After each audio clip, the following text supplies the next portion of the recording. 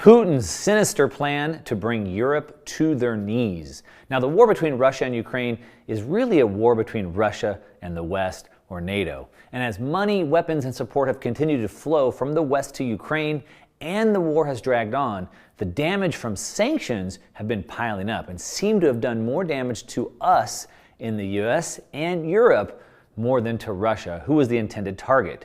In the United States, President Biden tells us the prices of gas and food going up to astronomical levels is because of the Putin price hike, as he calls it, and we should all just be okay with it because it's our duty. And in Europe, the energy crisis is so bad they're dimming the lights, they're cutting off hot water, they're creating laws regarding how much energy you can use, and while there's so much speculation about what's going on and why, there are some things we can know for sure if we just know what to look for. So, in this video, I'm going to break down what Putin's plan to bring Europe to their knees is. I'm going to show you what he said, what he meant, the choke points he is targeting, what this means for Germany and Europe, the only two options Europe has as this plays out, what I think is going to happen, and how you should be prepared. I know it's a lot, and it's going to be important, so let's go.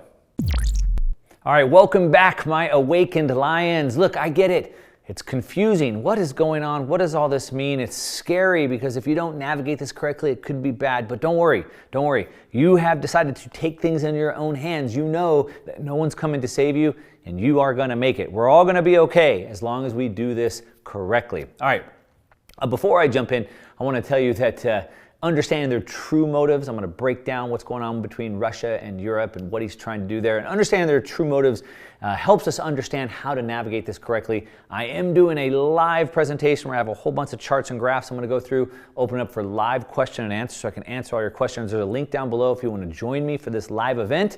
I recommend it. A lot of data and a chance to have questions and answers with me. Check out that link down below. Let's go ahead and jump into this video right now. Okay, first thing, not speculating. There's lots of speculation as to what's going on. Why did NATO provoke Russia? Why did Russia jump in? What's going on, right? Is Russia really retreating? Is Ukraine advancing? There's all this speculation. We don't know what to believe, okay? Let's not speculate for a minute. Let's not speculate. Instead, what I like to do is I like to take them at their word. This is something I've said over and over and over. I've read Klaus Schwab's books.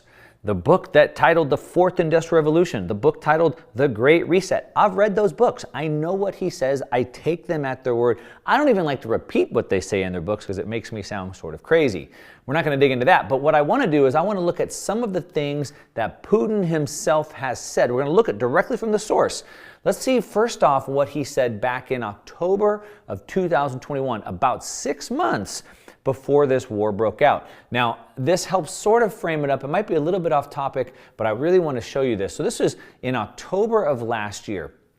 Putin gave a speech, and this is a transcript. Also, by the way, I have now, there's a link down below. You can download all my notes, all the transcripts, and the links to where I got this. If you want to read this for yourself, there's a link to it all down below. All right, we look in amazement, this is what Putin says, we look in amazement at the processes underway in the countries which have been traditionally looked at as the standard bearers of progress. To the West, he's talking about. The United States, Western Europe, are none of our business. So he says the things that are happening in the US and Europe, they're none of our business. We are keeping out of this. So they're doing their own thing. Russia, we're not involved in that. What is that? He said, aggressive elimination of entire pages from their own history. Why would Europe and the US be just getting rid of their history? He says, reverse discrimination? Reverse discrimination, that's pretty crazy. Against the majority in the interest of a minority? And the demand to give up the traditional notions of mother, father, family, and even gender? This is what they're doing? Not us, they're doing that. They believe that all these are the mileposts on the path towards social renewal. This is Putin saying. They have a right to do this. That's fine, that's on them, they can do it. But we are keeping out of this. We're out. Russia has a different opinion on these matters. So he's framing it up. Look, the West is gone woke. We're not going woke. Look, they can do this. He says they have the right to do this, but we don't want to. You have to understand where this started here. Okay, he went on to say, the advocates of so-called social progress believe they are introducing humanity to some kind of new and better consciousness. We're all going to be better people. We're all going to evolve if we do this. Godspeed, he says. Godspeed. Hoist the flags, as we say. Go right ahead. Do it. Knock yourself out, as we would say in America. Their prescriptions are not new at all. Russia has been there already after the 1917 revolution of the Bolsheviks, and that teaches the dogmas of Marx and Engels in the Communist Manifesto. Shout out to my book, The Uncommunist Manifesto, which I wrote as a rebuttal to this. I'll have a link down to put that below, or it's on Amazon, Uncommunist Manifesto. It's nothing new. It's the same thing that led to the Bolshevik Revolution. Now here's the last piece of this speech, and like I said, the whole transcript is linked down below. Finally, there's one more point I want to make, says Putin. Resolving urgent problems around the world has been facing would be impossible without close to an international cooperation. So global problems require global cooperation, he says. He agrees to that. He says, and all the pretty slogans coming up with global solutions to global problems. He says the solutions, supposedly, in order to achieve a global solution, states and people have to transfer their sovereign rights to supranational structures, supranational, above, so NGOs, non-government organizations, to an extent that few, if any, would accept. So he says, look, here's the last point I want to make. In order to solve these global problems, we need global solutions. I get that. But you're saying that we need to lay down our sovereignty and give all of our sovereignty to a non-government organization, a supranational structure, he says? He says, we're out. The reason why I talk about this is what's happening, in my opinion, based off of the exact quotes from Putin, his speech, and again, it's linked down below if you want to read the whole thing. It's a war of globalism. He says, look, we're not going to bow down to the globalists. We are our own. That was 6 months before the war broke out. Now let's jump in here. This is June of this year of 2022. And there's a speech that Putin gave. As a matter of fact, I have the video. Let's see it directly from him. Let's go ahead and play it. В условиях инфляционной бури у многих развивающихся стран возникает резонный вопрос. А зачем обменивать товары на доллары и евро, которые на глазах теряют в весе? Напрашивается вывод. На смену экономики мнимых сущностей неизбежно приходит экономика реальных ценностей и активов. All right, so you can see right there, he is taking a shot at the West. He is saying, look, your money is fake, everything you have is fake. We know that. Nobody wants to hold dollars. We're going to do our own thing. Now, just last week, September of 2022, he gave another speech. And again, we need to look exactly what he's saying. He says, the economy of imaginary wealth is being inevitably replaced by the economy of real and hard assets. So what does he mean, and how does that quote give us what his attack vector is, what his game plan is? How is he going to bring Europe to their knees? Let's go ahead and keep digging into this. All right, now, their own trap.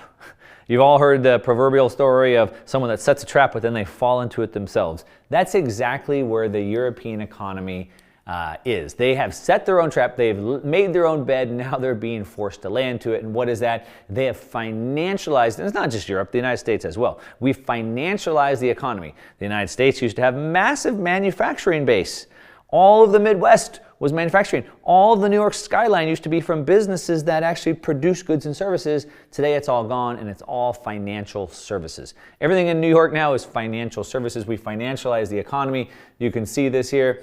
It's turned the global economy into a house of cards. It's all fake. This is the fakeness that Putin is talking about. This financial economy is not real. What's real is that we still need houses, we still need cars, we still need food. Those are real things, not financial assets. Now, how did they do this? Europe did this by lowering interest rates. This is the trap they set for themselves. So through lowering interest rates, here's a chart of European interest rates. We can see right here is 4% right here. This line right here is 0%. All of this is below 0%. So what we can see is the European banks kept lowering rates. Then right here, they dropped them below 0, and they've been running negative rates. When they lower rates, they cause people to borrow money because we're in a debt-based system. Money is created through borrowing. When you borrow for a house, a car, a boat, something like that, that money is created into existence. By lowering rates, they caused massive amounts of debt to be created, money to be created through debt. And we can see that in the ECB balance sheet. Here we have since 2008, when the great financial crash happened, barely a blip right here. And look how much debt has been added in just the last what do we got? 14 years or so. So by lowering rates, they've blown up their balance sheet, and they've been able to do that by having access to cheap goods and services, mainly cheap energy. Of course, energy is under everything. The price of energy goes up, everything does, and so they've been able to have this massive boom through financialization, lowering rates, increasing debt, and they've benefited from low rates. So here we are back to about 2011. This is the natural gas prices, and you can see they've stayed super, super cheap until right about here, and now they've taken off. This is the pain point that we're going to dig into. So let's keep going. All right, now the choke point. Where is Putin? Where does Putin see the choke point? Where is he going after? What does that mean for us? Now, everything needs energy. Everything, all of the world runs on energy. Our body needs energy. We eat food. Food has calories. Calorie is a measurement of energy that our body gets. As we think, as we move, as we talk, we burn energy. Everything is around energy. You have to understand it from a philosophical level to really understand that. Of course, we can't manufacture goods. We can't transport goods. We can't do anything without energy. Everything needs energy. The EU relies on other people to provide energy. They shut down their natural gas production in the UK, throughout Germany, now through the Netherlands. They've shut down the natural gas. They don't drill for any oil. And they've shut down their own nuclear reactors. So they rely on others for energy. Of course, they were trying to import electricity from France, trying to import it from Norway, but they've mainly been dependent on natural gas from Russia. You already know this. But what happens when we take away energy, specifically we take away cheap, abundant energy? Well, then everything starts to fall apart like dominoes. Everything starts coming down. All right, let's break this down. So this is where we're going to dig into now, right? I'm going to show you the 3 things where Putin is going to attack. First, let's understand what he's saying here. The economy of imaginary wealth, so I kind of set that up for you a little bit, is being inevitably replaced by the economy of real and hard assets. So this is the key. Let's go ahead and dig into that some more. All right, so understanding the attack vector, and you would attack the point that has the most leverage, okay? We'll break this down. The point with the most leverage is this cheap energy. Why? Well, because wealth equals producing. What does that mean? Well, in order to make wealth, if you have a business, for example, you must produce a good that you can sell. So you would buy the goods cheaper, you put them together, and you sell them for a profit, right? And so we must be able to produce goods and services. A nation also must be able to do the same. We must be able to produce goods and services, export those goods and services out, and bring them back on shore. Unless you're the United States, then your product is the US dollar. But other nations have to ship that product. You have to sow before you can reap. You must plant, you must produce before you consume. I hope that makes sense. And so the reason with the cheap energy is that if you have cheap inputs, if the cost of your raw goods is very cheap, then you can have a maximum amount of profit. So when you have cheap inputs, mainly being cheap energy, then you can have competitive outputs. However, if my inputs go up, then I won't have competitive. No one will buy my goods and services, and then we go out of business. You can see how hard this is or how important this is here in this chart. This is a chart from Zoltan. And what we can see here is that the leverage that it takes. So here's Germany's commodities leverage. So they buy energy and they produce commodities. We can see the leverage here. So the energy they buy from Russia right here, $27 billion worth of energy, goes into manufacturing output of $1.9 trillion. So they spend $27 billion and they get $1.9 trillion back. Sounds pretty good. I would like those types of returns. I'm sure you would as well. Tell me if you like those types of returns in the comments down below. Hit that thumbs up while you're at it. So you can see the leverage. So if I take away the $27 billion worth of energy that they're buying, then you would take away almost $2 trillion from their economy. So you can start to see how that happens. Now we can see how this is affecting Germany. Now, by the way, if you're liking this video, check out my buddy Macro Alf. You can find him on Twitter, or you can find him on Substack at The Macro Compass, themacrocompass.substack.com. This video is put together by an article he put together, and I have a few of his charts. So make sure to follow Alf on Twitter and check out his newsletter here, The Macro Compass. But what we can see here is how this is affecting Germany. And so we can see this is their account balance in euros or millions. And so this shows that they're producing more than they're consuming. They're exporting more than they're consuming or importing. And what we can see is as these energy prices have gotten so high, here's 2015 to 2019, sort of this peak. As we've gotten here to 2020, 2021, we can see they have completely fallen off of a cliff. Why? Because the energy is so high now that they can't afford to produce. They're having to shut their manufacturing down. They're not exporting. Now they're net importers. You can see how big of a problem this has become. And this is an even bigger problem for Europe. The reason why it's a bigger problem from Europe, as you can see just in July 2022, Reuters put out this article that says that the German economy is the engine of Europe and it is spluttering. So Germany is the main economic engine. It's what drives all of Europe forward. We've talked about this in multiple videos, and it is now sputtering. They're running out of gas. Literally, they're running out of gas. Okay, now, if Russia wants to attack this, if Putin wants to bring Europe to their knees, as we've talked about in the beginning, then he wants to squeeze on the leverage, right? Leverage works both ways. It helps us grow, but it also helps us fall faster. I like to call it like fire in your house. It can help you keep warm, or it can burn your house down. Leverage works both ways. And if I was going to squeeze someone, if I was doing jujitsu, for example, I'd want to find that leverage point to do the arm bar or something like that. So the imaginary wealth that Putin was talking about is, or was created because of the low rates and the credit expansion. We've talked about this. I showed you this chart just one more time. You can see that they continue to lower their rates from 4% back here in the mid-2000s to negative rates here in 2014. So those allowed to have this massive balance sheet expansion, which we've shown, and this has created all this imaginary wealth. It's not real. It's not real, it's just imaginary, as that debt exploded. But let me give you an example of how this leverage and the debt actually builds this artificial wealth, as he's calling it. So let's look at mortgages, for example. All right, so as rates come down and banks want to lend more money, then they can create more mortgages. Remember, we create money by borrowing. Now, it says when rates and even if salaries are unchanged, people could afford a more expensive house. So as rates come down, even if people don't make any more money, so there's no growth, the economy's not doing good, but because rates have come down, then people could afford more expensive houses.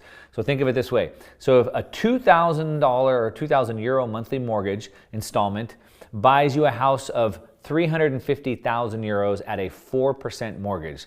So 4% mortgage rate, a $2,000 payment gets you a $350,000 house, all right? But at 1%, you can suddenly now afford a $500,000 home. And so they're creating way more money. All these people are feeling way more rich, more wealthy, but as Putin's calling it, it's artificial wealth. Now you can see what all this debt has done in this chart right here. This is the debt as a percentage of GDP. We have the blue line being Italy, the orange line being France, the black line being Netherlands, and the green line being Germany. Now, you've been watching my videos, you should know that anytime a nation gets over about 135% debt to GDP, it's not a good sign. As a matter of fact, per Hirschman Capital, 51 of 52 countries that have gone over that have never come back from that. And the one that's remaining is Japan, and it's about to fall off a cliff.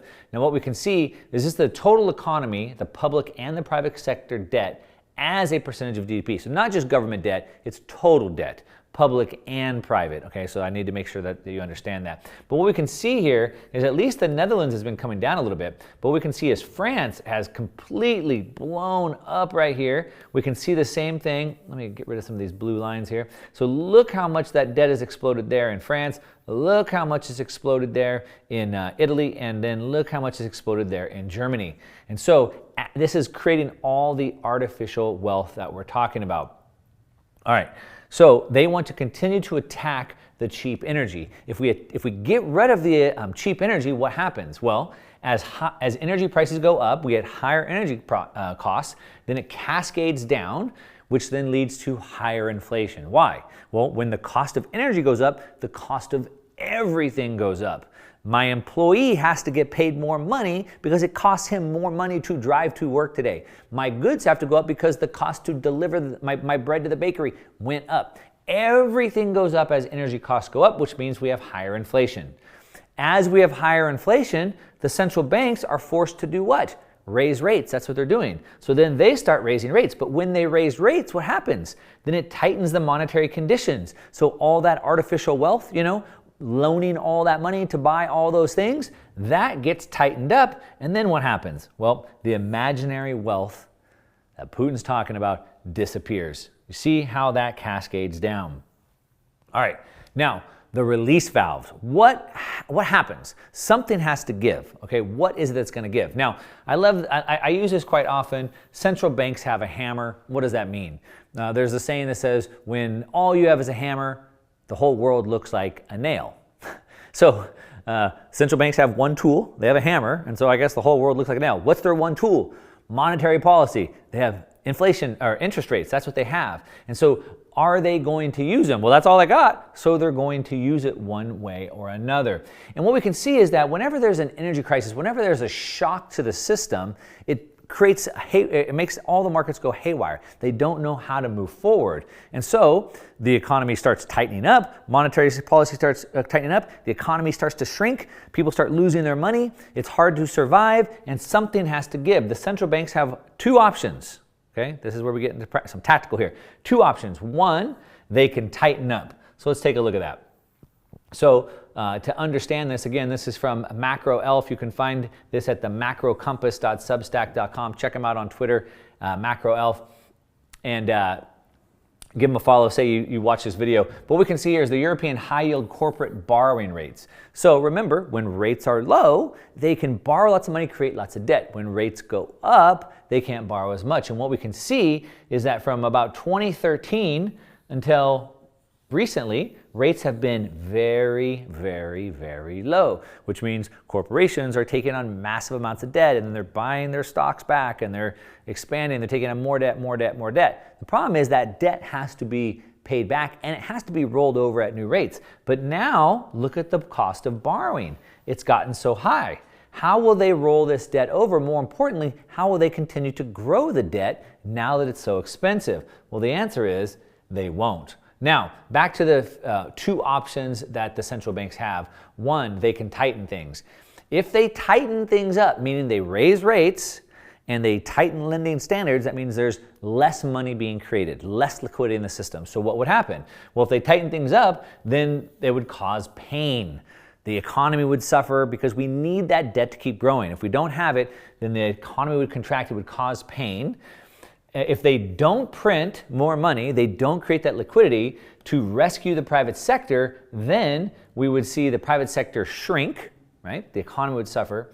And they would do that to try to protect their currency. Hey, look, we got to protect the currency, so we're not going to print. We're just going to let the release valve be the economy. The economy is going to crash. The release valve would be the economic growth. So the economic growth would suffer, it'd go down. The release valve would be highly leveraged sectors. So think tech stocks, think risk on assets, those would suffer. And peripheral debt, the debt that has to be rolled over, that would also suffer. So that would be the release valve if they decide to tighten things. Now they have another option. They could loosen things. And what are they going to do with that? Remember, they only have one tool. They can either tighten it or loosen it. So these are the two options. If they did the opposite, which is loosens things, then they could try to shield the private sector. So they're going to bail them out. Hey, private sector, we get it. You need to roll over the debt. It's too expensive. Let's get you some money, right? So they could try to shield the private sector and offset their losses by using the government balance sheet. So the government will just take on more debt and expand our balance sheet, and we'll just buy all your bad debt off of it, things like that. We're going to offset all those expenses that you have now. The release valve here would become the currency. So now the currency would suffer because they're going to be printing so much more of it. The currency would continue to lose value, meaning the purchasing power of your currency would continue to fall. All right, so now that you understand the two choices, which one will they choose? All right, we have to understand their motivations. Well, you have to understand the choices and what they'll ultimately do. You have to understand human beings, which human beings collectively make up the state, etc. Human beings are always going to focus on self-preservation, animals and people. We always want to stay alive, right? And so we're always going to be interested in preserving what we have, self-preservation. The ECB, European Central Bank, has created something called this TLTRO, which is basically a way that they can get money out strategically. This is from the ECB right here. What are the TLTRs? It's targeted long-term refinancing operations, and it's a way for monetary policy to reach the people. It's longer-term loans to banks at very favorable costs, and it encourages them to lend to businesses and consumers. It doesn't just encourage them, it forces them to. It says right here, TLTROs are specifically targeted, and it says right here, only get cheap credit. So the banks, they get it conditional if the banks only get the cheap credit if they pass the money on to the people and businesses in the form of loans. So it's not just trying to get liquidity. As a matter of fact, they're forcing this liquidity into the system with this TLTROs, and so they've already set those up. Now we can see how they've been using them. As a matter of fact, what we can see in just the last 2 years, in 2021, this tranche of money that they've sent out is over 2 trillion euros that they've sent out into liquidity. But here's the thing, and this is where we understand what's really happening, what the ECB is really going to choose. Remember, they have two choices. Are they going to tighten or are they going to loosen? Well, they're telling us exactly what they're going to do. And in my mind, this is one of the reasons why the market's been rallying lately.